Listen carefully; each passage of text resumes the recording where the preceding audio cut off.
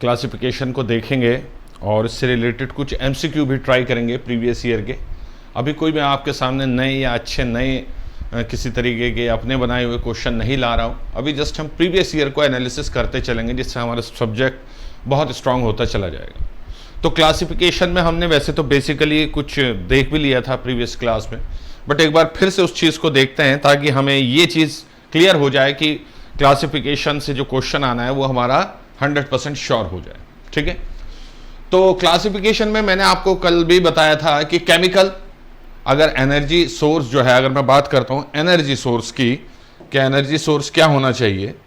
ठीक है, क्लासिफिकेशन ये एक तरह से हो गया बच्चों बेस्ड ऑन एनर्जी सोर्स। ठीक है, तो उसमें हम देख रहा था हमने कि सबसे पहले केमिकल हमने पढ़ा। केमिकल में क्या था बच्चों, एक बार फिर से बता रहा हूं, केमिकल में क्या हुआ बच्चों कि हीट फ्रॉम बर्निंग गैसेस जलेंगी, उसमें से हीट निकलेगी, जैसा कि ऑक्सी फ्यूल वेल्डिंग में हम यूज करते हैं। ठीक है, उसके बाद केमिको मैकेनिकल, इसमें क्या होता है बच्चों कि हीट केमिकल रिएक्शन से भी मिलती है प्लस प्रेशर भी लगाना पड़ता है, यानी कि केमिकल रिएक्शन से हीट मिलेगी, प्रेशर भी लगाना पड़ेगा, तो होती है प्रेशर गैस वेल्डिंग या थर्मल वेल्डिंग। ठीक है, उसके बाद है बच्चों इलेक्ट्रोकेमिकल में हीट जो होती है बच्चों इलेक्ट्रिक आर्क से आती है सबसे पहली बात, और केमिकल रिएक्शन भी होती है गैसेस की। ठीक है, जैसे कि एटॉमिक हाइड्रोजन वेल्डिंग, तो याद रखना बच्चों इसमें आर्क भी आएगा एग्जैक्टली और इसमें केमिकल रिएक्शन भी होती है। ठीक है, ये इस बार का क्वेश्चन भी था, जिसे बेसिकली आर्क वेल्डिंग में जो कुछ स्टैंडर्ड बुक्स हैं वो इसे आर्क वेल्डिंग में कंसिडर करती हैं, लेकिन इसका एनर्जी सोर्स जो है बच्चों उसमें केमिकल रिएक्शन भी बहुत बड़ा रोल है। जब हम प्रोसेस पढ़ेंगे तो इस दोनों के रोल देखेंगे कि हीट जनरेशन में कैसे होता है। इलेक्ट्रोमैकेनिकल में बच्चों याद रखना, इलेक्ट्रोमैकेनिकल में आपको हीट करनी है, इलेक्ट्रिक रेजिस्टेंस है, ये रेजिस्टेंस बहुत इंपॉर्टेंट है बच्चों, और प्रेशर भी लगाना है। तो जितनी भी रेजिस्टेंस वेल्डिंग होती है वो इलेक्ट्रोमैकेनिकल वेल्डिंग होती है। ठीक है, इलेक्ट्रिक आर्क की अगर मैं बात करूं तो सिंपल जितनी ज्यादातर आर्क वेल्डिंग है, शील्डेड मेटल आर्क वेल्डिंग है, गैस मेटल आर्क वेल्डिंग है, गैस टंगस्टन आर्क वेल्डिंग है, सबमर्ज्ड आर्क वेल्डिंग है। ठीक है, सबमर्ज्ड आर्क वेल्डिंग भी लिख लीजिए, बहुत इंपॉर्टेंट है बच्चों, ये सारी आर्क वेल्डिंग है बच्चों। ठीक है, तो इन्हें देखेंगे जब प्रोसेस में पढ़ेंगे, वहां पे भी हम बात करेंगे इनका हीट सोर्स क्या है, ठीक है, या फिर इसमें एनर्जी सोर्स क्या है, ये सारी चीजें वहां पर भी हम लोग डिस्कस करेंगे। ठीक है, आगे बढ़ते हैं बच्चों, आगे बढ़ते हैं। अब इन्हें दो ग्रुप में आप फिर से डिवाइड कर सकते हैं।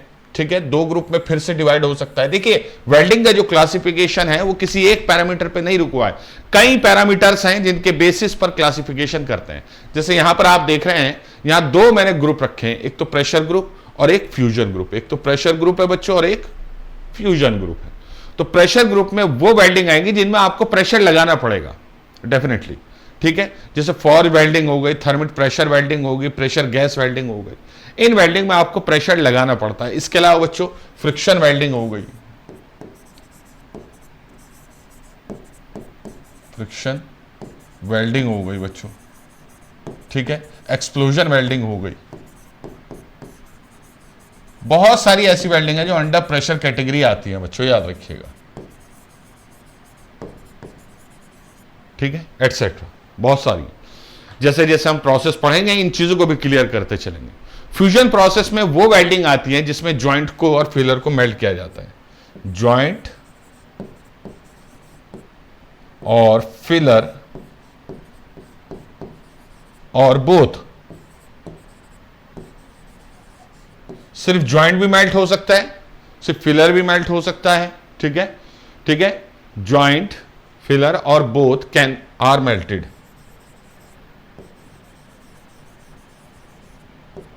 याद रखना कि अगर जॉइंट आप यहां पे और की जगह अगर मैं एंड लिखूं तो ज्यादा अच्छा। अब इस पॉइंट को मेरे याद रखना कि अगर सिर्फ जॉइंट है, कोई फिलर यूज नहीं कर रहे हैं आप, जैसे कि सिर्फ जॉइंट कहां होता है बच्चों, जैसे रेजिस्टेंस वेल्डिंग में हम फिलर का इस्तेमाल नहीं करते, तो वहां पर सिर्फ जॉइंट मेल्ट होगा। लेकिन कुछ वेल्डिंग ऐसी है जॉइंट और फिलर दोनों यूज करते हैं आप लोग। ठीक है,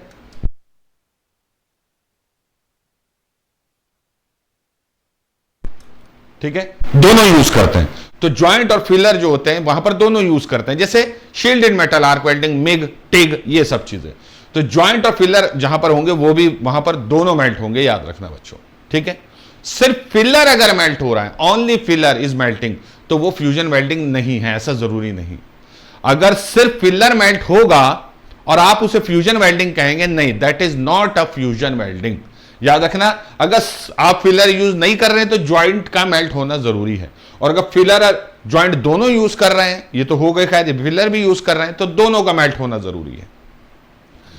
तो एक तरीके से मैं कह सकता हूं कि जो ज्वाइंट होता है बेसिकली वो फ्यूजन वेल्डिंग में मेल्ट होना नेसेसरी है, क्योंकि कुछ वेल्डिंग जैसे कि सोल्डरिंग, ब्रेजिंग, हम देखेंगे कि इनमें फिलर मटेरियल ही मेल्ट होता है, बेस मेटल या ज्वाइंट आपका मेल्ट नहीं होता, तो वो आपकी फ्यूजन वेल्डिंग नहीं कहलाती, याद रखिएगा। हम ये पढ़ेंगे अभी, डोंट वरी, कोई ऐसा पॉइंट नहीं है जो डिस्कस नहीं होगा बच्चों, ओके, ठीक है। तो गैस वेल्डिंग इसका एग्जाम्पल है बहुत अच्छा, जितनी भी आर्क वेल्डिंग है वो सारे हैं बच्चों। थर्मिट फ्यूजन वेल्डिंग या थर्मिट वेल्डिंग भी कह देते हैं जिसे, इलेक्ट्रिक रेजिस्टेंस वेल्डिंग, ये सारे फ्यूजन प्रोसेस हैं बच्चों, याद रखिएगा। सारे क्या हैं बच्चों, ये फ्यूजन प्रोसेस हैं, ओके। नेक्स्ट, और ये मैंने आपको पूरा एनालिसिस दे दिया था कि आर्क वेल्डिंग प्रोसेस कौन कौन से होते हैं। कार्बन आर्क वेल्डिंग होती है, शील्डेड मेटल आर्क वेल्डिंग होती है, सबमिट आर्क वेल्डिंग होती है, tungsten, gas tungsten arc welding, या इसे टिग भी कहते हैं बच्चों, टिग, ठीक है। ये भी याद रखना कि शील्डेड मेटल आर्क वेल्डिंग को मैनुअल मेटल आर्क वेल्डिंग भी कहा जाता है। इन सब की फुल फॉर्म तब लिखवाई जाएगी जब आप प्रोसेस पढ़ेंगे। प्लाज्मा आर्क वेल्डिंग हो गई, ठीक है। गैस मेटल आर्क वेल्डिंग जिसे हम मिग कहते हैं, मिग कहते हैं, okay. Atomic hydrogen arc welding, stud welding, ठीक है, और इलेक्ट्रोस्लैग वेल्डिंग, इलेक्ट्रो गैस वेल्डिंग, ये सारी आर्क वेल्डिंग है जो आपको पढ़नी होती है बच्चों। रेजिस्टेंस वेल्डिंग में बच्चों स्पॉट, सीम, प्रोजेक्शन, ये तीन तो बहुत कॉमन है, आप हमेशा सुनते हैं। एक होती है परकशन वेल्डिंग, एक होती है resistance butt welding, flash butt welding. HF का मतलब है high frequency resistance welding, high frequency induction welding, ये मैंने आपको लिखवाया भी था बच्चों, याद रखिएगा।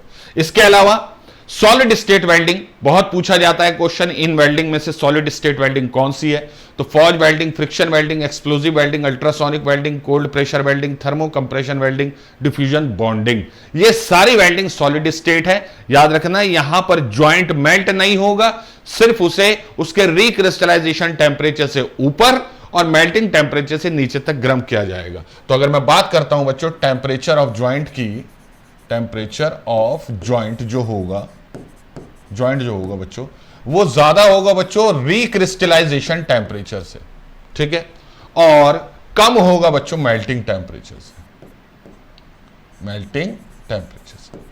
ये याद रखना। उसके बाद प्रेशर अप्लाई किया जाएगा, pressure is applied,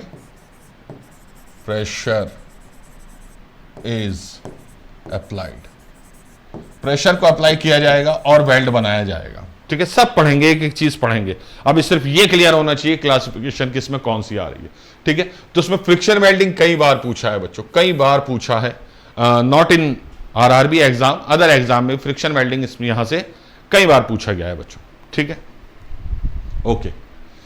radiant energy welding process, radiant energy welding process कौन कौन से होते हैं बच्चों, दो होते हैं, एक तो इलेक्ट्रॉन बीम वेल्डिंग EBW और लेजर बीम वेल्डिंग, याद रखिएगा, इंपॉर्टेंट है। उसके बाद है thermit welding process. Thermit welding process जो है बच्चों, उसमें थर्मिट वेल्डिंग होगी, प्रेशर थर्मिट वेल्डिंग होगी, ये थोड़ा सा अलग होता है बच्चों, ठीक है, इसे भी हम पढ़ेंगे। इसमें वैसे तो बेसिकली केमिकल ही है, रिएक्शन ही है इंपॉर्टेंट, बट स्टिल जब हम पढ़ेंगे तब हम इस चीज को देखेंगे। उसके बाद है oxy fuel gas welding process, gas welding, hot pressure welding, ठीक है। And finally allied process. Allied process कौन से होते हैं बच्चों, अलाइड प्रोसेस वो होते हैं बच्चों जिनमें बच्चों सॉलिड और लिक्विड स्टेट दोनों मिलती हैं, याद रखना। अलाइड का मतलब होता है बच्चों कि सॉलिड और लिक्विड दोनों स्टेट, दोनों स्टेट आपको देखने को मिलेगी, याद रखिएगा। जैसे सोल्डरिंग और ब्रेजिंग, ये बहुत इंपॉर्टेंट है, दोनों में से ये दोनों अलाइड प्रोसेस। इसके अलावा ब्रेज वेल्डिंग एक होती है जो ब्रेजिंग से अलग होती है, पढ़ेंगे प्रोसेस में जब हम पढ़ेंगे। ब्रेजिंग में बच्चों कैपिलरी एक्शन इंपॉर्टेंट होता है, जॉइंट के बीच जब फिलर जाता है तो कैपिलरी एक्शन से जाता है, जो आप फ्लूइड मैकेनिक्स में पढ़ते हैं। जबकि ब्रेज वेल्डिंग में अंडर ग्रेविटी ही फिलर फिल किया जाता है, याद रखना, अंडर ग्रेविटी। उसके बाद एडेसिव बॉन्डिंग है, जैसे दो लकड़ी के टुकड़ों को फेविकोल से आप चिपकाते हैं या दो कागज को आप गोंद से, ग्लू से चिपकाते हैं, दैट इज एडेसिव बॉन्डिंग, वो भी आपका क्या होती है, अलाइड प्रोसेस होती है। एक होता है बच्चों सरफेसिंग। सरफेसिंग में क्या होता है, जब किसी कोई मटेरियल की शीट बहुत पतली होती है, उसके ऊपर मटेरियल दूसरा चढ़ाया जाता है उसे स्ट्रेंथ देने के लिए, हार्डनेस देने के लिए, तो उसे सरफेसिंग कहते हैं। इसके बारे में भी थोड़ा बहुत जानेंगे हम। Metal spring, that is also a adhesive allied process, याद रखना यह भी एक अलाइड प्रोसेस है।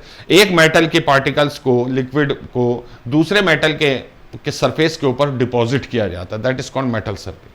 उसके बाद है बच्चों थर्मल कटिंग प्रोसेस, ये दो तरह के होते हैं, गैस और आर्क कटिंग प्रोसेस, ये भी आपके सिलेबस में है।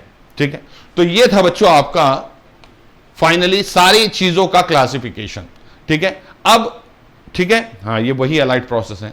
अब एक और क्लासिफिकेशन है जो कि जॉइंट पर बेस्ड होता है बच्चों। ठीक है, बेस्ड ऑन, ये वाला है बच्चों, based on joint preparation.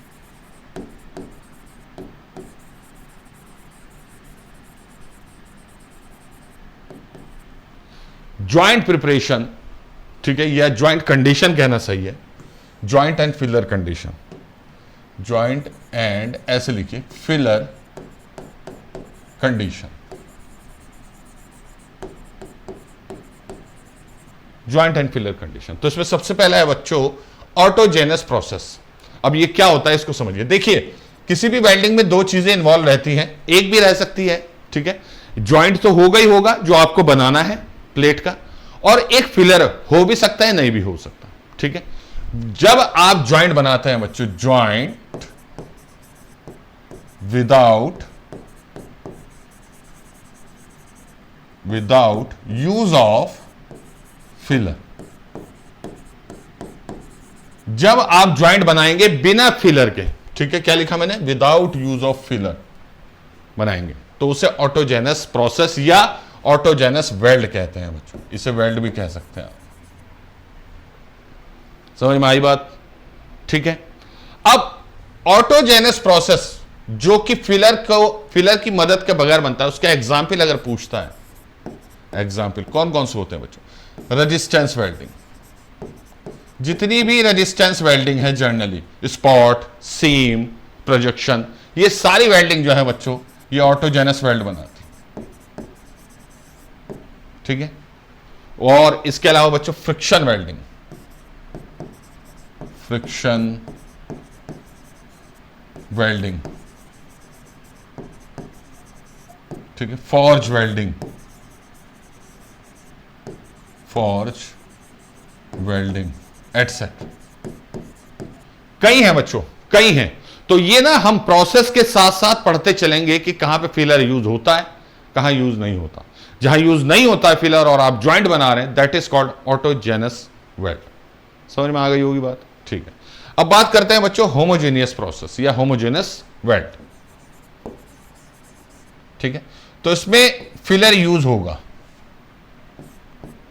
Filler is used, इसमें फिलर का यूज होगा प्यारे बच्चों हर हालत। ठीक है, इसमें फिलर का यूज होगा, ठीक है, but of same composition,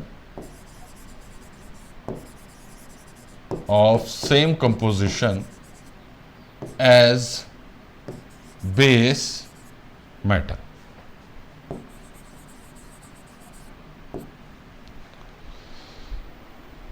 homogeneous weld में क्या होगा बच्चों कि वेल्ड फिलर की मदद से बनेगा, लेकिन जो फिलर का कंपोजिशन है और जो बेस मेटल का कंपोजिशन है वो सेम रहेगा। उसमें कोई भी किसी भी तरह की वो नहीं आएगी कि भैया ये अलग है या कुछ है, उसका कंपोजिशन अलग है। आप स्टील को एल्यूमिनियम फिलर से वेल्ड नहीं करेंगे, याद रखिएगा बच्चों। ठीक है, आप स्टील को एल्यूमिनियम के, एक सेकेंड, स्टील को आप एल्यूमिनियम के फिलर से वेल्ड नहीं करेंगे, याद रखना बच्चों हर हालत में। ठीक है, हाँ, इसके कुछ एग्जाम्पल अगर मैं बात करूं बच्चों तो वही है बच्चों, जैसे मैं कार्बन स्टील को आर्क वेल्ड करता हूं, ठीक है, shielded metal arc welding of carbon steel by carbon steel filler. Filler मतलब इलेक्ट्रोड ही है इसका एग्जाम, मतलब यही है, ये इसका एग्जाम्पल हो गया।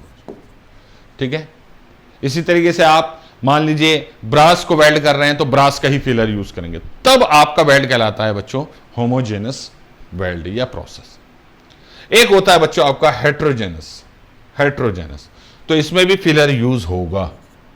अब आप समझ गए होंगे मैं क्या कहना चाह रहा हूं। फिलर इज यूज्ड, इसमें फिलर यूज होगा, यस होगा, नो डाउट, ठीक है। अच्छा, बट ऑफ डिफरेंट कंपोजिशन,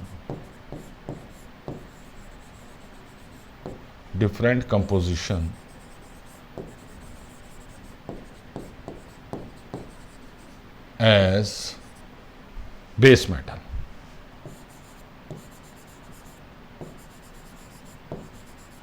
अब जो फिलर यूज होगा वो डिफरेंट होगा बच्चों, ठीक है, हाँ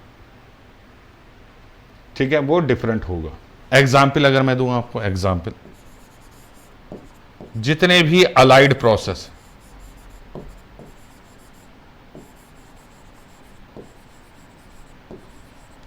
सोल्डरिंग, ब्रेजिंग, ब्रेज वेल्डिंग, ठीक है, सरफेसिंग, एडेसिव बॉन्डिंग, ये सारे क्या है बच्चों अलाइड प्रोसेस है, ठीक है। अभी हमने प्रीवियसली स्लाइड में देखा था कि ये सारे अलाइड प्रोसेस थे। ये देखिए बच्चों, इन सारे प्रोसेस में क्या होता है कि फिलर का कंपोजिशन बेस मेटल के कंपोजिशन से अलग होता है। जैसे सोल्डरिंग है, जनरली आपने देखा होगा इलेक्ट्रॉनिक्स इंजीनियरिंग में यूज होती है, तो आप देखते हैं कि जो आपकी सेमीकंडक्टिंग मटेरियल की जो आपकी सर्किट बोर्ड होता है उसके ऊपर आप रेजिस्टेंस लगाते हैं। अब रेजिस्टेंस को जोड़ने के लिए उससे आप सेमीकंडक्टर मटेरियल का थोड़ी फिलर यूज करते हैं, वो अलग होता है, फिलर अलग यूज होता है। जैसे कॉपर टिन एलॉय का फिलर होता है, अब उसे जस्ट वहां पर एक टांका लगाया जाता है, वेल्ड किया जाता है कि जिससे वो रुक जाए, दैट्स इट। तो इसे कहते हैं बच्चों हेट्रोजेनस प्रोसेस। एक मेथड ये है बच्चों वेल्डिंग को डिफरेंशिएट करने का, क्लासिफाई करने का, बच्चों याद रखना, ओके। चलिए अब ठीक है, हाँ अब बात करते हैं बच्चों, ये कुछ अलग दिख रहा है, ये कुछ कट गया ये तो यार, एक सेकंड मैं इसे एग्जिट कर देता हूं, एक सेकंड बेटा, मैं इसे एक्सपोर्ट कर देता हूं पहले, क्योंकि ये कट रहा है, इसको ठीक करना पड़ेगा मुझे।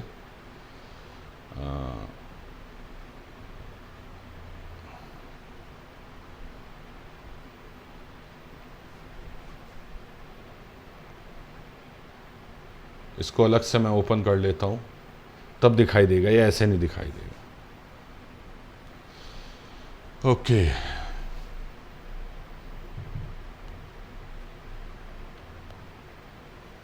ठीक है, तो ये सब तो हमने वहां देख लिया था। अब मैं आपको दिखाऊंगा कुछ ये classification based on source of heat. एक हमने किस पे बात करी थी बच्चों अभी, एक हमने बात करी थी बच्चों अभी किस पर, सोर्स ऑफ एनर्जी पर। अब हम बात करेंगे हीट पर, ठीक है। तो आर्क वेल्डिंग में जो सोर्स ऑफ हीट है बच्चों वो क्या है बच्चों, आर्क है। आर्क क्या होता है, आर्क ये हम तब पढ़ेंगे जब आर्क वेल्डिंग का टॉपिक स्टार्ट होगा। आर्क इसका सोर्स ऑफ हीट है, याद रखना बच्चों। ये किस किस वेल्डिंग में यूज होता है बच्चों, देखिए मिग, मैग, मिग का मतलब metal inert gas welding, MAG का मतलब metal active gas welding. MIG में क्या होता है, इनर्ट गैस यूज करते हैं हम, हीलियम, आर्गन, जबकि मैग में बच्चों हम कार्बन डाइऑक्साइड यूज करते हैं। होती दोनों सेम है, लेकिन एक में इनर्ट, एक में शील्डिंग गैस आपकी इनर्ट गैस होगी यानी कि हीलियम या आर्गन, जबकि मैग में क्या होगा बच्चों, जो शील्डिंग गैस होगी वो कार्बन डाइऑक्साइड होगी। This is the basic difference, okay. और GMAW ये भी इसी का नाम है बच्चों, गैस मेटल आर्क वेल्डिंग, ठीक है। अच्छा, इसी तरह से होता है बच्चों टिग, टिग, टिग होता है बच्चों, ये गलत लिखा है GMAW, टिग होता है बच्चों gas tungsten arc welding, gas tungsten arc welding, ठीक है। इसी तरह से शील्डेड मेटल आर्क वेल्डिंग या manual metal arc welding, submerged arc welding, plasma arc welding, electroslag welding, ये सब में सोर्स ऑफ हीट आर्क है बच्चों। इलेक्ट्रोस्लैग वेल्डिंग में याद रखना बच्चों, नोट मैंने आपको शायद लिखवाया भी था कि इलेक्ट्रोस्लैग वेल्डिंग में आर्क जो है वेल्डिंग को जस्ट इनिशिएट करता है, उसके बाद जो हीट प्रोड्यूस होती है वो current flow through the slag जो बनेगा उसमें से जब करंट फ्लो होगी तो हीट प्रोड्यूस होगी, that is different thing, okay. That is different thing, वो हम बाद में डिस्कस करेंगे, देखेंगे। गैस वेल्डिंग में सोर्स ऑफ हीट बच्चों फ्लेम होती है। 3 तरह की फ्लेम बनती है गैस वेल्डिंग में बच्चों, neutral flame, oxidising flame and reducing flame. ये 3 तरह की बनती हैं बच्चों। तो ये जो फ्लेम होती है ये केमिकल रिएक्शन की मदद से प्रोड्यूस होती हैं। जब फ्यूल गैस यानी कि एसिटिलीन या हाइड्रोजन या ब्यूटेन जब आपकी बर्न होती है तब आपकी फ्लेम बनती है, यही आपका हीट सोर्स का काम करती है बच्चों। तो 2 तरह की जनरली हम देखेंगे बच्चों, ऑक्सी एसिटिलीन और ऑक्सी हाइड्रोजन गैस वेल्डिंग, याद रखना बच्चों। रेजिस्टेंस वेल्डिंग में जो सोर्स ऑफ हीट है बच्चों वो कहलाता है रेजिस्टेंस हीटिंग। ये डायरेक्ट पूछा जाता है बच्चों यार, resistance heating. Resistance welding, spot, seam, projection, flash butt, percussion, high frequency resistance welding, all are resistance welding, जहां पर ये हीट सोर्स यूज होगा। उसके बाद थर्मोकेमिकल वेल्डिंग जो होती है बच्चों, इसमें केमिकल रिएक्शन इंपॉर्टेंट होती है, थर्मोकेमिकल। और केमिकल रिएक्शन जो होती है बच्चों थर्मिट वेल्डिंग में मिलती है, एटॉमिक हाइड्रोजन वेल्डिंग में भी देखने को मिलती है, ठीक है। इसी वजह से जो है बच्चों अभी हम डिस्कस करेंगे, देखेंगे आगे कि एक क्वेश्चन इस बार कंफ्यूजिंग स्टेट में चला गया। ओके, मैकेनिकल एनर्जी वेल्डिंग की बात करूं जिसमें आप वर्क को कन्वर्ट करते हैं हीट में। वर्क मतलब फ्रिक्शन को कन्वर्ट करते हैं। तो फ्रिक्शन वेल्डिंग है, अल्ट्रासोनिक वेल्डिंग है, फॉर्ज वेल्डिंग है, रोल वेल्डिंग है, एक्सप्लोजिव वेल्डिंग है। इन सब में फ्रिक्शन की मदद से हीट प्रोड्यूस की जाएगी, याद रखिएगा। तो यहां पर हीट सोर्स फ्रिक्शन होगा, और फ्रिक्शन क्या है बच्चों, एक तरह से वर्क, मैकेनिकल वर्क की मदद से फ्रिक्शन प्रोड्यूस किया जाएगा जिससे हीट प्रोड्यूस होगी, याद रखिएगा। ओके, अच्छा, रेडिएंट एनर्जी बीम वेल्डिंग, इसमें क्या होता है, कोलिजन ऑफ पार्टिकल्स होते हैं, कोलिजन ऑफ पार्टिकल्स, ठीक है। हाँ, जैसे कि इलेक्ट्रॉन बीम वेल्डिंग में इलेक्ट्रॉन टकराता है वर्कपीस पर, तो इलेक्ट्रॉन की जो मूविंग काइनेटिक एनर्जी थी वो टकराने के फौरन बाद हीट एनर्जी में कन्वर्ट हो जाती है और उसी से मेल्टिंग की जाती है बच्चों। इसी तरीके से लेजर बीम वेल्डिंग में बच्चों जो क्वांटा होते हैं, क्वांटा, उनमें एनर्जी होती है h into new, new frequency को कहते हैं, h प्लैंक कांस्टेंट होता है। तो h इंटू न्यू की जो एनर्जी होती है वो टकराती हीट एनर्जी में कन्वर्ट हो जाती है, ठीक है। तो उसको कहते हैं रेडिएंट एनर्जी बीम वेल्डिंग। एक होती है बच्चों प्रेशर वेल्डिंग। प्रेशर वेल्डिंग क्या होती है बच्चों, कि इसमें बेस मेटल को आप हीट करते हैं अंटिल प्लास्टिक स्टेट, और उसके बाद फोर्स अप्लाई करते हैं टू ज्वाइन, टू ज्वाइन। कभी कभार मेल्ट भी होता है, नो डाउट मेल्ट भी होता है कभी कभार, इसलिए मैंने लिख दिया है, कंफ्यूज होने की जरूरत नहीं। तो बेस मेटल को हीट करेंगे प्लास्टिक स्टेट पर और फोर्स करेंगे फिर उन दोनों को ज्वाइन करने में, जैसे कि फ्रिक्शन वेल्डिंग होती है बच्चों, फ्रिक्शन वेल्डिंग है, अल्ट्रासोनिक वेल्डिंग है, कोल्ड प्रेशर वेल्डिंग है, इंडक्शन वेल्डिंग है, डिफ्यूजन वेल्डिंग है, रेजिस्टेंस वेल्डिंग है, फ्यूजन अगर, ठीक है। रेजिस्टेंस वेल्डिंग में फ्यूजन होता है, ठीक है, तो वहां पर मेल्टिंग की आपको जरूरत पड़ती है, इसलिए मैंने ये चीज यहां पर लिखी, ठीक है। तो आप देख रहे हैं कि एक वेल्डिंग एक से ज्यादा कैटेगरी में आ रही है, इस वजह से एग्जाम जो होता है बच्चों कंफ्यूजिंग होता है लोगों के लिए, इस वजह से एग्जाम आपका कंफ्यूजिंग, एग्जाम में क्वेश्चन आने पे कंफ्यूजन होता है। और ये बात खुद जो एग्जामिनर्स हैं उनको भी नहीं पता है, वो जस्ट क्वेश्चन रख रहे हैं, क्योंकि वो जितने भी क्वेश्चन सेलेक्ट करने वाले हैं वो सब नॉन टेक्निकल बैकग्राउंड या कंप्यूटर साइंस बैकग्राउंड के होते हैं। सिंपली आपको पता है, इसमें कोई शक नहीं है कि TCS एग्जाम कराती है तो वहां पर कोई मैकेनिकल इंजीनियर जो होगा बच्चों वो उस नॉलेज लेवल का नहीं होगा कि वो इन बातों को समझ सके, इस वजह से ऐसा होता है, ठीक है। तो हम क्लेम करते हैं और क्लेम मिल जाता है हमें। एक होता है बच्चों नॉन प्रेशर वेल्डिंग, जिसे फ्यूजन वेल्डिंग कहते हैं बच्चों, याद रखना फ्यूजन वेल्डिंग में प्रेशर यूज नहीं करते, इसमें बेस मेटल को मेल्ट किया जाएगा। जितनी भी आर्क वेल्डिंग है, गैस वेल्डिंग है, रेडिएंट एनर्जी बीम वेल्डिंग है, ये सब तो आप देख रहे हैं। रेडिएंट एनर्जी बीम वेल्डिंग एक अलग कैटेगरी भी है और इस कैटेगरी में भी आई है, ठीक है। इसलिए मैं इस फोकस कर रहा हूं क्लासिफिकेशन पे, ज्यादा फोर्स इसलिए दे रहा हूं ताकि आप लोगों को चीजें क्लियर हों कि किस तरीके से क्या क्या किया जाता है बच्चों, ठीक है। एग्जाम में कैसे करेंगे वो हम बाद में देखेंगे अभी, ठीक है। तो ये हो गया बच्चों आपका कैटेगरी। अच्छा, अब यहां पर एक चीज होती है बच्चों वेल्डिंग पोजीशन। वेल्डिंग पोजीशन के बेस पर भी आप लोग वेल्डिंग करते हैं, यानी कि पोजीशन किस पोजीशन में आपको वेल्डिंग करनी है उस बेसिस पर भी आप लोगों को जो है वेल्डिंग क्लासिफिकेशन करने का मौका मिलता है, ठीक है। तो जैसे जब सबसे पहले होती है बच्चों फ्लैट वेल्डिंग, फ्लैट वेल्डिंग। तो फ्लैट वेल्डिंग को हम 1G या 1F कहते हैं। G का मतलब क्या होता है बच्चों, G का मतलब होता है ग्रूव वेल्ड, ग्रूव वेल्ड। और F का क्या मतलब होता है बच्चों, इसका मतलब होता है फिलेट वेल्ड, फिलेट वेल्ड, याद रखिए। तो अगर कहीं 1G और 1F लिखा है तो समझ जाना we are talking about flat welding. 1G लिखा है तो ग्रूव में फ्लैट कर रहे हैं, F लिखा है तो फिलेट में फ्लैट कर रहे हैं। समझ में आ गई बच्चों बात? ठीक है, तो देखिए जैसे 1G ये तो हो गया बच्चों आपका groove weld, this is called groove weld. और ये जो है बच्चों आपका ये फिलेट वेल्ड है, ये फिलेट वेल्ड है। ग्रूव वेल्ड जो होता है बच्चों उसकी बीड ऐसे बनती है, ऐसे। ग्रूव वेल्ड जो होता है बच्चों उसकी बीड ऐसे बनती है, जबकि फिलेट वेल्ड की बीड जो होती है वो ट्रायंगुलर शेप की होती है। ये फिलेट, ये ग्रूव वेल्ड है, ये फिलेट वेल्ड है, याद रखें। ठीक है, सब देखेंगे आगे जब जॉइंट प्रिपरेशन पढ़ेंगे तब देखेंगे बच्चों। तो जब आपकी प्लेट इस तरीके से है हॉरिजॉन्टल प्लेन में और आप ऊपर से वेल्ड कर रहे हैं, this is called flat welding. या फिर आपका फिलेट वेल्ड ऐसे है, देखिए ऐसे बनाना है, मान लीजिए टी जॉइंट बनाना है, तो टी जॉइंट बनाने के लिए दो प्लेट को परपेंडिकुलर जोड़ते हैं। अब इनकी जॉइंट यहां पर बनेगी ना इस जगह पर, तो इसको ऐसे कर लेते हैं, बिल्कुल ऐसे, ताकि बस आपको याद रखना है इलेक्ट्रोड वर्टिकल रहना चाहिए। अगर इलेक्ट्रोड वर्टिकली डाउनवर्ड जो है बच्चों काम कर रहा है, that is called flat welding. ठीक है, इसके बारे में भी हम डिस्कस करेंगे आने वाली क्लासेस में। ठीक है, दूसरी पोजीशन है बच्चों हॉरिजॉन्टल, जिसे हम 2G या 2F कहते हैं बच्चों। ये है बच्चों हॉरिजॉन्टल। अब देखिए अगर दो प्लेट को आप ऐसे हॉरिजॉन्टल प्लेन में रख के वेल्ड करते हैं ऊपर से, this is called flat welding. लेकिन अगर दो प्लेट को आप ऐसे वर्टिकल प्लेन में रख के ऐसे वेल्ड करते हैं कि अब आपका जो वो है बच्चों इलेक्ट्रोड, वो आपका हॉरिजॉन्टल है इस तरीके से। ठीक है, फ्लैट में इलेक्ट्रोड आपका वर्टिकल होगा, जबकि हॉरिजॉन्टल में बच्चों आपका जो वो है बच्चों इलेक्ट्रोड वो हॉरिजॉन्टली होगा। तो अब क्या होगा, दो प्लेट को वर्टिकल प्लेन में रखना है, उसके बाद वेल्ड करना है, तो this position is called horizontal.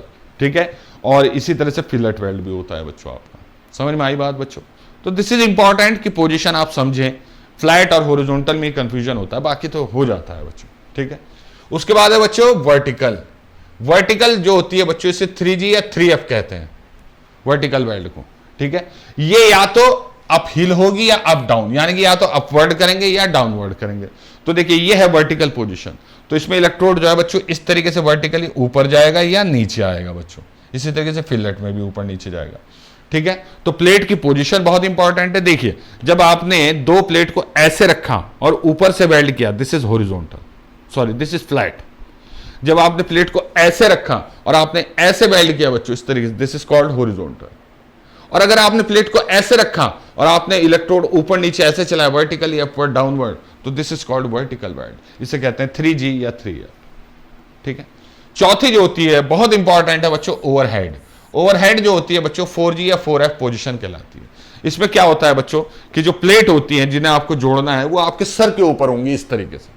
आपके सर के ऊपर यहां पर प्लेट होगी इस तरीके से और आप ऐसे वेल्ड करोगे ऊपर की तरफ, this is called overhead, overhead welding. तो इसे कहते हैं 4G या 4F पोजीशन। तो इस तरीके से आपका वेल्ड हो। ठीक है, इनके डिटेल में आप लोगों को बाद में दूंगा, डोंट वरी, अभी जस्ट क्लासिफिकेशन में देख रहे हैं। उसके बाद है बच्चों 5G, इसे कहते हैं हॉरिजॉन्टल फिक्स पाइप। अगर दो पाइप हॉरिजॉन्टली ऐसे लाएगा इस तरीके से और इनके ऊपर एक सर्कमफ्रेंशियल वेल्ड बनाया गया, दिस इज कॉल्ड 5G। ये क्या कहलाती है बच्चों, 5G। इस तरीके से दो हॉरिजॉन्टल पाइप को जोड़ने के लिए बच्चों जो वेल्ड करते हैं सर्कमफ्रेंशियल, वो कहलाता है बच्चों आपका 5G।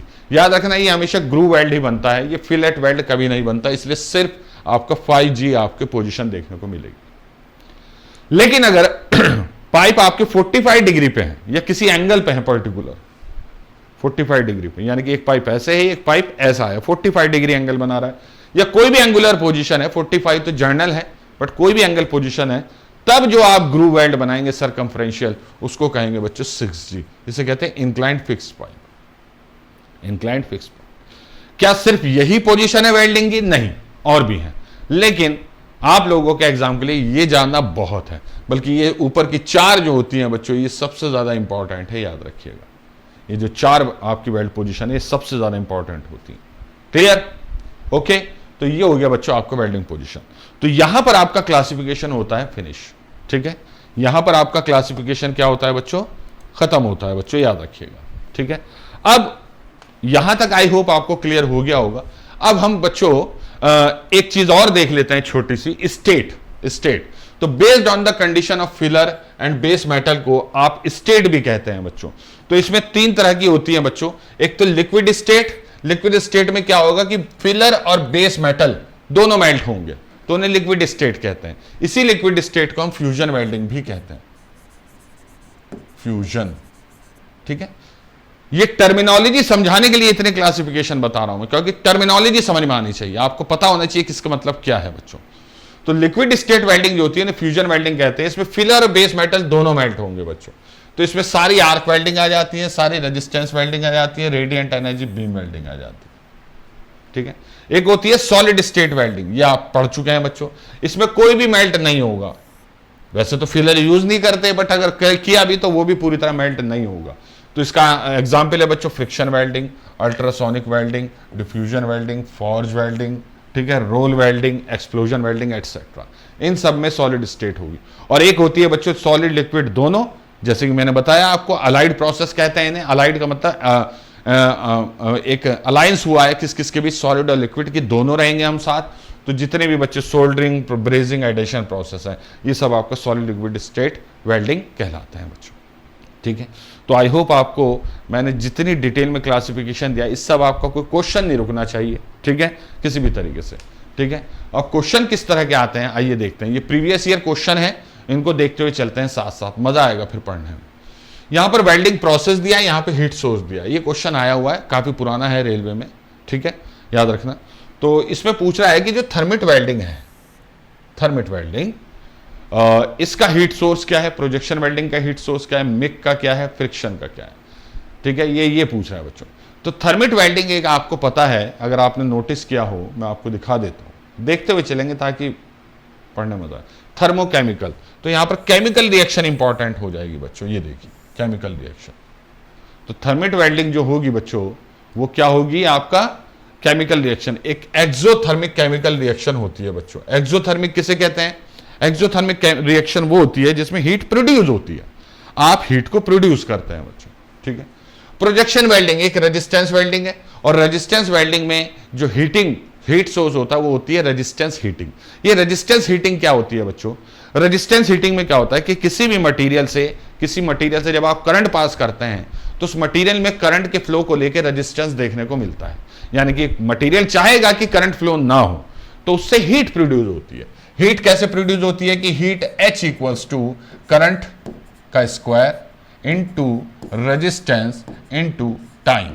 ये तीन चीजें आपकी इस फॉर्मूले के साथ जुड़ती हैं। H equals to I square R T. I current है, आर रेजिस्टेंस है, टी टाइम है, याद रखना बच्चों। ठीक है, टी टाइम है। ये क्या हो गया बच्चों, करंट, ये क्या हो गया रेजिस्टेंस,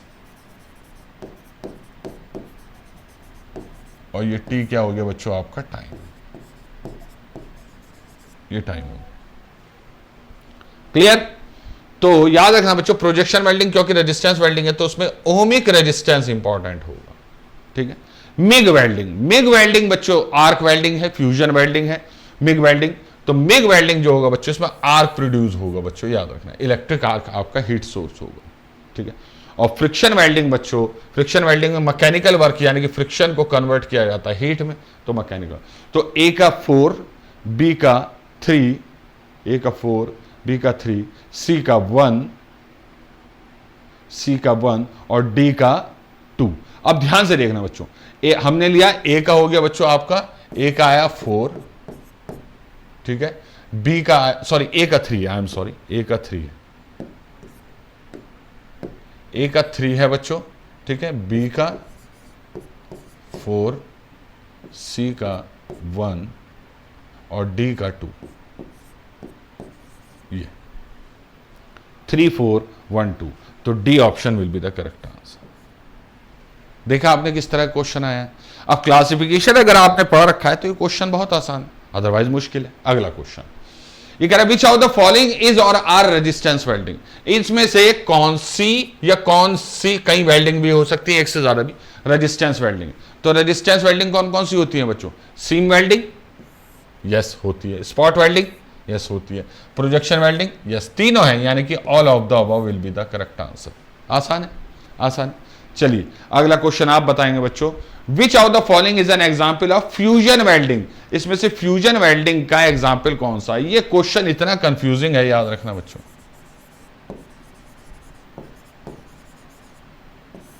बहुत कंफ्यूजिंग है। ये क्वेश्चन एज इट इज आया है रेलवे में, एज इट इज आया, but it is a wrong question.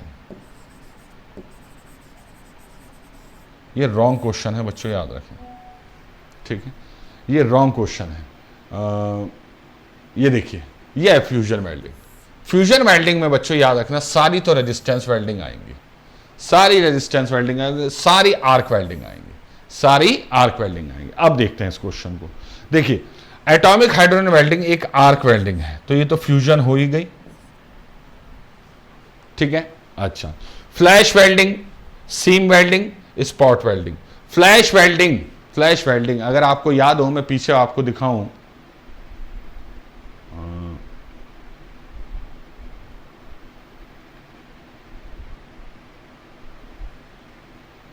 मैंने आपको इस क्लास में नहीं, प्रीवियस क्लास में कराया था आई थिंक, हाँ ठीक है। ये देखिए बच्चों, स्पॉट रेजिस्टेंस वेल्डिंग में कौन कौन सी? Spot welding, seam welding, projection भी है, फ्लैश भी है, फ्लैश बट वेल्डिंग। तो ये सारी वेल्डिंग क्या है बच्चों? रेजिस्टेंस वेल्डिंग है। ये सारी क्या है बच्चों? रेजिस्टेंस वेल्डिंग है। तो फ्लैश भी रेजिस्टेंस, ये आपकी रेजिस्टेंस वेल्डिंग हो गई।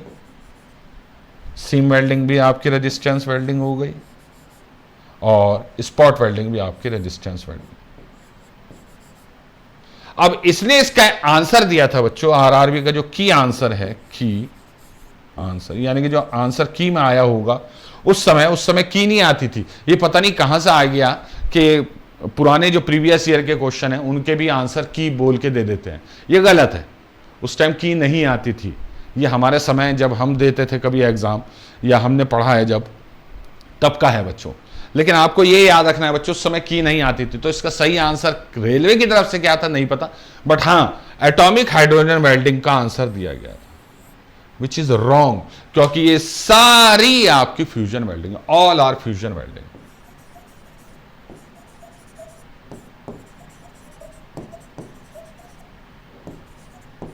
अब ये कंफ्यूजन क्यों प्रोड्यूस हुआ मैं आपको बताता हूं। कुछ बुक्स रेजिस्टेंस वेल्डिंग को फ्यूजन नहीं मानती, कुछ बुक्स, लेकिन ठीक है। लेकिन अब आप स्टैंडर्ड बुक की बात करते हैं, जैसे पीसी शर्मा, नहीं पीसी शर्मा नहीं, जैसे पीसी शर्मा में ही रेजिस्टेंस वेल्डिंग को फ्यूजन नहीं माना गया। क्यों नहीं माना है आई डोंट नो, वो राइटर पे डिपेंड करता है वो क्या सोच रहा है। पीएन राव और ओपी खन्ना या फिर और जितनी इंपॉर्टेंट बुक्स हैं वेल्डिंग की, उन सब में रेजिस्टेंस वेल्डिंग को फ्यूजन वेल्डिंग माना गया है। आरएस परमार सबसे अच्छी बुक जो है वेल्डिंग की, वो आरएस परमार है। तो उसमें भी बच्चों वेल्डिंग को फ्यूजन वेल्डिंग माना गया है, रेजिस्टेंस वेल्डिंग। तो इस क्वेश्चन पे अगर आप क्लेम करते हैं विद दीज क्या कहते हैं इसे, एविडेंस, तब आपका मार्क्स मिल जाते हैं, ठीक है। तो ये मैंने क्वेश्चन इसलिए डाला क्योंकि ये क्वेश्चन बड़ा कंफ्यूज करता है बच्चों को कि इसमें से फ्यूजन वेल्डिंग का एग्जाम्पल कौन सा है। तो चारों ही फ्यूजन वेल्डिंग है भैया, चारों, क्योंकि सारी रेजिस्टेंस और सारी आर्क वेल्डिंग आपकी लिक्विड स्टेट वेल्डिंग होती है, और लिक्विड स्टेट वेल्डिंग को ही फ्यूजन वेल्डिंग कहा जाता है, याद रखिए। समझ में आई बात बच्चों, ठीक है। ये कंफ्यूजन होता है। तो जरूरी नहीं कि जो क्वेश्चन चला आ रहा है उसका आंसर वो हमेशा सही है। आप इसे रटे ऐसी कि यार आर्क जो एटॉमिक हाइड्रोजन वेल्डिंग है तो फ्यूजन है, बाकी नहीं, नहीं, ये गलत हो जाएगा। अपने कॉन्सेप्ट पे ध्यान दीजिए, क्योंकि जो भी आपको मैं यहां पर क्लासिफिकेशन दिया है ये सब स्टैंडर्ड बुक्स है, ये सारा स्टैंडर्ड बुक्स है। अगला क्वेश्चन, चलिए, स्टेट दी है और इधर वेल्डिंग दी है, आपको पता लगाना है कि किस तरीके से कौन सी स्टेट है। जैसे एक्सप्लोजिव वेल्डिंग, किस टाइप की वेल्डिंग है बच्चों? लिक्विड स्टेट है, सॉलिड स्टेट है, सॉलिड लिक्विड स्टेट है, या लिक्विड स्टेट केमिकल है, ये पूछ रहा है बच्चों। इसी तरह से ब्रेजिंग दी है, इसी तरह से थर्मिट दी है, इसी तरह मैनुअल मेटल आर्क वेल्डिंग या शील्डेड मेटल आर्क वेल्डिंग, एक ही बात है, ठीक है। तो जो आपको पता है आप पहले वो लगाइए, ठीक है। देखिए यहां देखिए बच्चों, सॉलिड स्टेट वेल्डिंग सबसे पहले हम देखेंगे बच्चों। एक्सप्लोजन वेल्डिंग किस में आती है? Solid state. किस में आती है बच्चों? Solid state. तो सबसे पहला क्या लगा बच्चों? सॉलिड स्टेट एक्सप्लोजन वेल्डिंग, ठीक है। ब्रेजिंग, ब्रेजिंग में क्या होता है बच्चों? सॉलिड भी होती है, लिक्विड भी होता है। Solid state, solid liquid state, ये देखिए बच्चों, सॉलिड लिक्विड स्टेट ब्रेजिंग लिखा हुआ है यहां पर, ये लिखा हुआ, करेक्ट। अच्छा, उसके बाद थर्मिट वेल्डिंग। थर्मिट वेल्डिंग में केमिकल रिएक्शन इंपॉर्टेंट है, तो लिक्विड स्टेट है केमिकल, ये ठीक है। और शील्डेड मेटल आर्क वेल्डिंग क्या हो गई बच्चों आपकी 1। तो क्या हो जाएगा बच्चों, ए का 2, बी का 3, सी का 4 और डी का 1, 4, ठीक है। हाँ, क्या क्या बना बच्चों, ए का 2, बी का 3, सी का 4 और डी का 1, 2 3 4 1। तो क्या ऑप्शन हो जाएगा बच्चों, D option will be the correct answer. D option आपका करेक्ट आंसर, बिल्कुल सही बेटा, बिल्कुल सही। समझ में आई बच्चों बात, ठीक है। आप देख रहे हैं कितने इंपॉर्टेंट क्वेश्चन आए हुए हैं, वो सब कर रहे हैं। Which of the following is not fusion welding. अब यहां पर इंपॉर्टेंट है बच्चों, ये वर्ड याद रखना जब भी एमसीक्यू करो, नॉट दिया है या नहीं, क्योंकि इसकी वजह से बहुत कंफ्यूजन होता है। Which is not a fusion welding process. क्या arc welding process fusion welding है? यस है, ये फ्यूजन वेल्डिंग। क्या gas welding process fusion welding है? यस है। क्या resistance welding process fusion welding है? यस है। देखो यहां पर एक क्वेश्चन में तो रेलवे क्या कह रहा है, रेजिस्टेंस को फ्यूजन नहीं मान रहा है, और एक क्वेश्चन में रेजिस्टेंस को फ्यूजन मान रहा है। आप देख रहे हैं ना, तो समय के साथ साथ अपग्रेड होते हैं क्वेश्चन, कोई ऐसी बात नहीं है। अगर कभी गलत भी आ गया तो उसका आंसर आपको गलत याद करने की जरूरत नहीं है। और मैं आपको बता दूं, मार्केट में जितनी भी बुक है वो सारी ज्यादातर आपको गलत आंसर दे रही है। That is a very bad thing actually, ठीक है। हम अपनी बुक पे भी काम कर रहे हैं, बहुत सारी बुक में अगर किसी का की में आंसर गलत है तो हम उसका आंसर वही नहीं देंगे, हम ये लिखेंगे अब, ठीक है। अब जो अपडेटेड होके आएगी रेलवे की बुक, उसमें आप नोटिस करेंगे, उसमें लिखा जाएगा ये कि हाँ ये गलत है। Friction stir welding. Friction welding आपकी सॉलिड स्टेट होती है, solid state, solid state welding होती है। तो इसका आंसर क्या, नॉट पूछ रहा है तो डी हो जाएगा। इसका आंसर क्या हो जाएगा बच्चों, डी। शाबाश बच्चों, शाबाश, समझ में आ रहा है आपके, ठीक है। ये मैंने लिस्ट दे दी है, इसी वजह से ये लिस्ट मैंने दी आपको, ठीक है। लिक्विड स्टेट में सारी आर्क हैं, सारी रेजिस्टेंस है, सारी एनर्जी रेडिएंट बीम वाली है। जबकि सॉलिड स्टेट में बच्चों फ्रिक्शन है, ultrasonic welding, diffusion welding etcetera, ये सारी। समझ में आया बच्चों बात? हाँ, तो ये this is very important actually. Questions को साथ साथ लगाएंगे, थोड़ी अप्रोच बदली है हमने आप लोगों को पढ़ाने की इस बार। अब हम टॉपिक के बाद उससे रिलेटेड कुछ एमसीक्यू जरूर कराया करेंगे, खासतौर से मैं प्रोडक्शन इंजीनियरिंग का रेलवे के लिए बहुत इंपॉर्टेंट वो है बच्चों, तो इसी तरीके से आपको पढ़ाया जाया करेगा, ठीक है। Shield in metal arc welding is also called, ये क्वेश्चन इसी साल का है। शील्ड इन मेटल आर्क वेल्डिंग को क्या कहते हैं बच्चों? सीधी सी बात है बच्चों, मैनुअल मेटल आर्क वेल्डिंग। इसे कहीं कहीं स्टिक इलेक्ट्रोड भी कहा जाता है, स्टिक इलेक्ट्रोड वेल्डिंग, ये भी याद रखना, कभी ये नाम पूछ लिया जाए तो आप देख रहे हैं कि क्लासिफिकेशन से ही नाम भी पूछ लिया गया है कि क्या कहा जाता है बच्चों। बेटा नोट्स जो मैं लिखवा रहा हूं वो बनाओ, ठीक है। और मैं आपको पीडीएफ शेयर करूंगा बच्चों, सारे लेक्चर की होगी, पहले की तो हो गई, दूसरे तीसरे की आज हो जाएगी बच्चों शेयर, ठीक है। तो परेशान मत हो, नोट्स बनाने के लिए आपको कोई प्रॉब्लम नहीं आएगी। अच्छा, उसके बाद which welding process is not classified, क्या है बच्चों? देखो नॉट को इन्होंने भी हाईलाइट कर दिया है इस बार, not classified under arc welding. इसमें से कौन सी वेल्डिंग ऐसी है जो आर्क वेल्डिंग के अंतर्गत नहीं आती है? Atomic hydrogen welding, tungsten inert, ठीक है। देखिए ये आर्क वेल्डिंग है, this is arc welding, arc. Tungsten inert gas welding, ये भी आर्क वेल्डिंग है। स्टड आर्क वेल्डिंग, इसमें तो नाम में ही आर्क आ गया, तो ये भी आर्क वेल्डिंग, ठीक है। इलेक्ट्रोस्लैग वेल्डिंग, इलेक्ट्रोस्लैग वेल्डिंग जो होती है बच्चों, ये इनिशियली तो आर्क वेल्डिंग की तरह काम करती है, इनिशियली आर्क, ठीक है। बिल्कुल स्टार्ट करना है, जब वेल्डिंग जस्ट स्टार्ट होनी है तो आर्क की मदद से होती है, लेकिन बाद में later on it becomes resistance welding, resistance welding.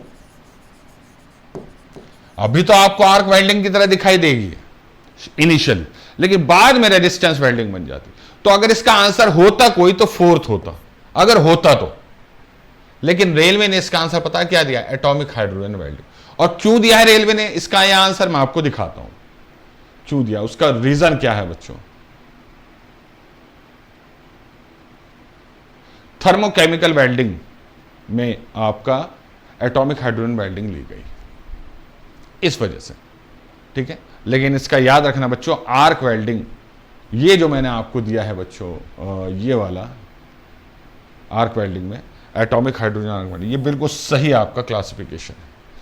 एक ठीक है, जरूरी है नहीं कि भैया ये देखिए, ये जो मैंने आपको लिस्ट दी थी ये फाइनल है, ये इंपॉर्टेंट है बच्चों, याद रखना, ठीक है। आपको ये याद रखना है बच्चों कि कभी कभार क्वेश्चन इस तरीके से गलत आ रहा है। अब ये क्वेश्चन पे क्लेम डाला गया है, इस क्वेश्चन पे हमने ये क्लेम डलवाया है बच्चों से कि ये सारी बच्चों आर्क वेल्डिंग है। कहां गया? हाँ, ये सारी आर्क वेल्डिंग है। इलेक्ट्रोस्लैग वेल्डिंग भी आर्क वेल्डिंग में ही कंसीडर की जाती है। आप चाहे देखना चाहे देख लीजिए एक बार। इलेक्ट्रोस्लैग वेल्डिंग कहां गया? ये देखिए, इलेक्ट्रोस्लैग वेल्डिंग, ये आर्क वेल्डिंग, ये सब आर्क वेल्डिंग में ही है। ये लिस्ट बहुत इंपॉर्टेंट है, याद रखना। इस पर किसी भी तरीके का कैसा भी क्लेम मिल जाएगा बच्चों, ठीक है। तो रेलवे, क्या कोई भी एग्जाम हो बच्चों, कुछ क्वेश्चन तो गलती होती ही हैं, डोट। उसका रीजन यह है कि ये क्वेश्चन किसी बुक में या किसी सोर्स में गलत लिखा होगा तो गलत ही उठा लिया। वो तो नहीं सोचेंगे ना इस बारे में इसका आंसर गलत है, ठीक है। वो तो ये सोचते हैं सब सही है। Tungsten inert gas welding is also called, tungsten TIG welding को और क्या कहा जाता है, याद रखना बच्चों, गैस टंगस्टन आर्क वेल्डिंग भी कहा जाता है। ये देखिए सिंपल क्वेश्चन आ रहे हैं, बहुत सिंपल क्वेश्चन आ रहे हैं। जो गलत है उसको तो डिस्कस करके क्लेम कर ही दिया जाएगा। ये सब आपके क्वेश्चन आ रहे हैं इस तरीके। इन arc welding process GMAW, G का मतलब होता है बच्चों गैस, M का मतलब होता है मेटल, A का मतलब होता है आर्क और W का मतलब होता है बच्चों welding. Gas metal arc welding, gas metal arc welding हम क्या कहते हैं बच्चों, ठीक है। ये अच्छा फुल फॉर्म ही पूछिए, कितना सिंपल क्वेश्चन, गैस मेटल, ऐसे क्वेश्चन आ रहे हैं, डोंट वरी, ज्यादा मुश्किल क्वेश्चन नहीं आते, ठीक है।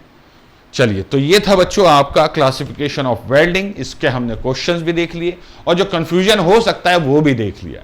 लेकिन हर कंफ्यूजन का सॉल्यूशन है, वो होती है स्टैंडर्ड बुक्स। उन स्टैंडर्ड बुक्स से जब आप किसी एग्जाम में क्लेम करते हो उनके एविडेंस की मदद से, तो आपको उससे रिलेटेड आंसर सही मिल जाता है, या उसका नंबर मिल जाएगा, या वो सबके लिए कट हो जाएगा क्वेश्चन।